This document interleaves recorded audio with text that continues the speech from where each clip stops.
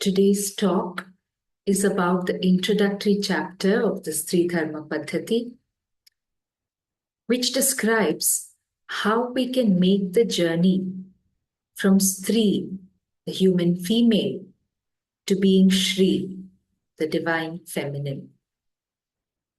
In the Markandeya Purana, there is a saying, Vidya samastastava devi bhedaha striyaha samasta sakala jagatsu, which means all Vidya, sciences, are forms of Devi. And so also all women throughout the world, without exception, are also forms of Devi. In the Hindu thinking, every woman is a manifestation of the Divine Mother. The very nature of a Stri is divine. We refer to Mother Nature as Prakriti. We call her a mother because she does not discriminate between her children when she gives. A tree does not decide who gets to enjoy its shade. A river does not decide who will be nourished by its waters. Similarly, when the human female comes into the form of being a mother, not just for its biological child, but for all of creation, that's when the transformation happens from Stri to Shri. The very essence of Shri is of motherhood. So for women, the sadhana paddhati is not really about how to attain divinity. That is her very nature after all. But the question is, how can she always remain aware of her divine nature and ensure that every action of hers, every thought of hers is in accordance with the nature of divinity? Sometimes there is a question asked. If women are in fact the forms of Shakti and are divine by nature, why is it that they're not encouraged to perform certain traditional sadhana paths such as mantra yoga or kundalini yoga or ashtanga yoga, hatha yoga? Why are these forms of yoga typically not taught to women?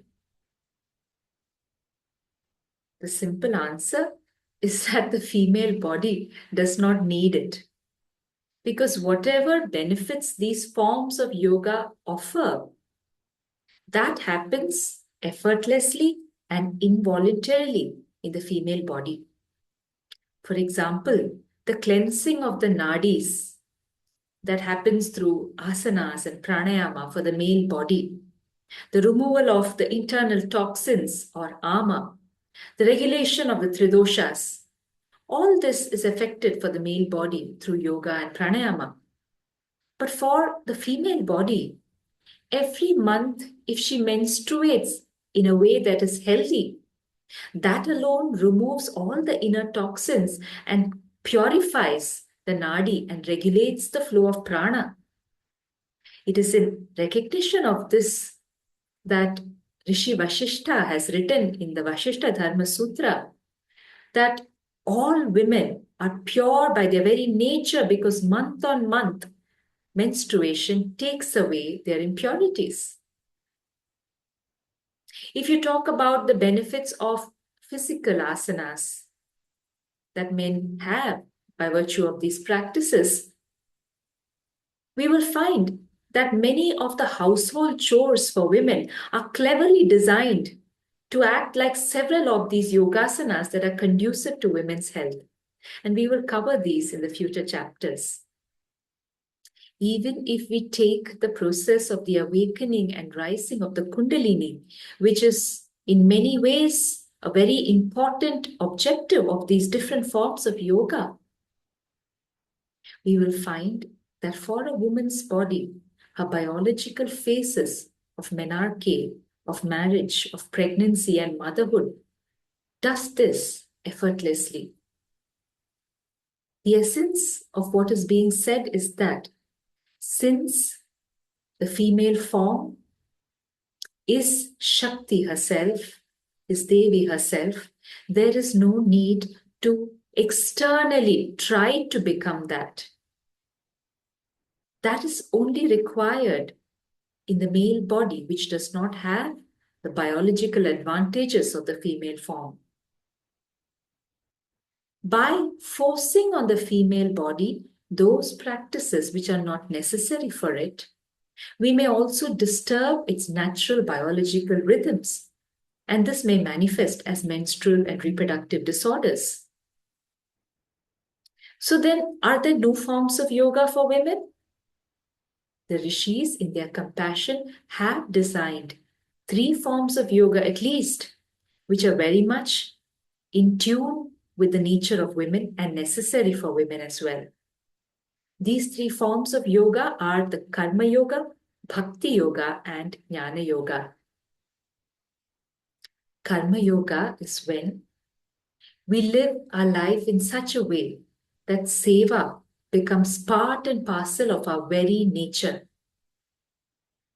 Seva means doing selfless service for the greater good, or at least for the good of those around us, without any expectation in return.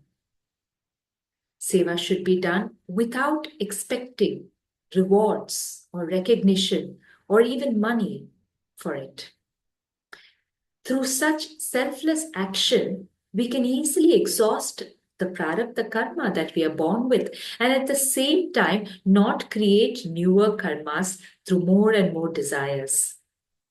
When done in the correct way, a karma yogi will naturally feel an inner pleasantness and a peace of mind because there are no expectations from anyone. The second form of yoga is bhakti yoga. In bhakti yoga, we offer every action of ours to the divine. There is no sense of doership in this. We live life with the constant awareness that everything that happens is part of the divine plan. And yet we take responsibility for all the events and people and the actions that unfold, understanding that it is the divine way of finishing our prarabdha. As we progress in bhakti yoga, we will reach the stage where we naturally see everyone and everything around us as a manifestation of the divine itself. In that stage, the illusion of being separate from each other is shattered.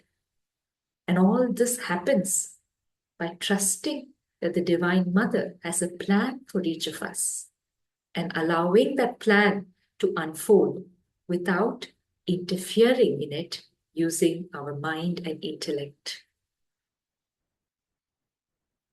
The third form of yoga is Jnana Yoga.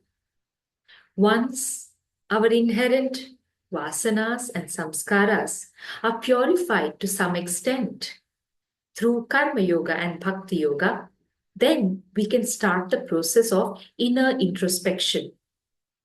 Jnana Yoga, when done in the correct way, it is about being honest with ourselves, honest about our motives, about the source of our thoughts, and holding ourselves accountable whenever we deviate from the behavior of the inner divinity in us. All these forms of yoga are not something to be done separately. The rishis have very cleverly weaved it as part and parcel of the way in which a woman can lead her life. And that way of living is what is given in the Stri Dharma Paddhatih. If the Stri Dharma Paddhatih has to be followed as a adhyatmic sadhana guide, then we must keep in mind the following 5 steps that will unfold as we go through the contents of this text. The first step is to cleanse the environment. In any sadhana, for us to be able to have an environment conducive to sadhana, The place where we live or perform the sadhana should have auspicious vibrations. For a woman, her home is the place where she performs her sadhana. So the first set of injunctions in the Stri Dharma Paddhatih pertains to cleansing and sanctifying the home environment. Right from the way we wake up in the morning to the way the home is cleaned, the way the Dahili Puja has to be done, the way we can use cow dung, gomaya, for purifying and sanctifying the entrance. All this has been covered in the first part of the Stri Dharma Paddhatih. When the home environment is auspicious, we naturally feel like doing sattvic actions. Our mind also naturally turns sattvic. So after that first step of purifying the home, the second step is to bring the physical body into a state of purity. This is taught to us through the rules of Shauchachara, Achamanam, Snanam, the right way of bathing, Vastra Dharana, wearing the traditional attire which protects us from inauspicious external vibrations, the art of Shringara. Shringara is not about adorning the physical body. It is about helping the body maintain its energy integrity, to vibrate in the way that is most conducive for it. So that is taught through all the articles of Shringara. We are also taught the right way to eat food, to serve food, and also sleeping and sexual intercourse in a way that it does not affect the prana levels in the body. So the majority of the verses in the part 1 of Stri Dharma Paddhatih is towards these two aspects of sanctifying the home and purifying the body. The third step of sadhana is about cleansing the mind. We are taught how to do this by the practice of certain daily rituals such as offering of arghya to the sun, arghya danam, the Vaishwadeva ritual, offering of bali, performance of agni karyas if that is possible, pada vandanam and seeking the blessings of elders. And also we are taught through the lives of divine women how we can practice restraining the minds and the indriyas, the sense organs. There is the Draupadi Satyabhama Samvada, where Draupadi teaches us how she practices restraining her mind on a day-to-day basis. We have none other than Mother Parvati herself teaching Stri Dharma Paddhatih based on the request of Shiva. We have the auspicious words and the conversation between Mother Anasuya and Sita Devi on Stri Dharma.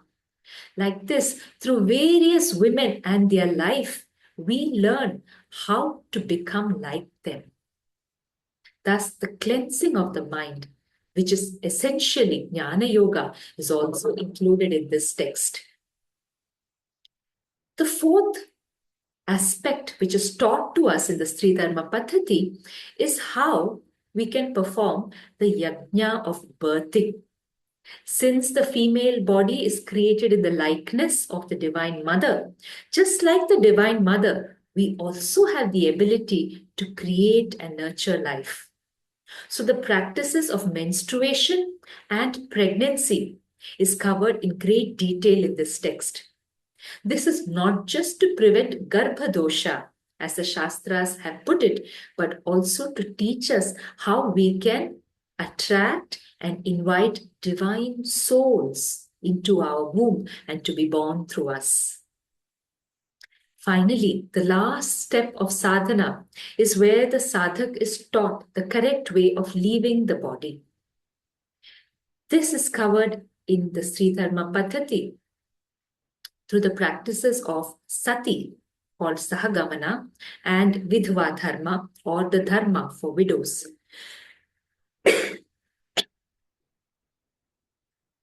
When understood correctly, both these practices are intended to give women some sort of an ability to control and purify their karmas before leaving their body.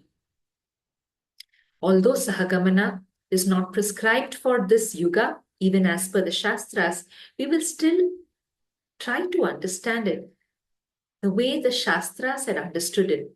This is important for us to realize that nothing in Sanatana Dharma was meant to suppress women.